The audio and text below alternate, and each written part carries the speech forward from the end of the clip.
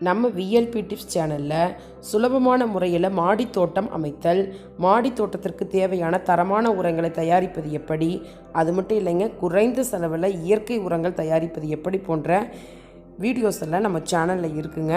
அந்த வீடியோவை பார்த்துட்டு அதில் ஏதாவது டவுட் இருந்ததுன்னா கமெண்ட் பண்ணுங்கள். ஓகே ஃப்ரெண்ட்ஸ், இப்போ நாம் இன்றைக்கி வீடியோக்குள்ளே போகலாங்களா?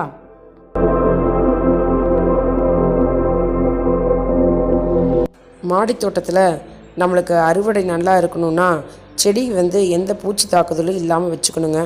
அதுக்கு தேவையான பெஸ்டிசைட்ஸ் இப்போ பார்க்கலாங்களா?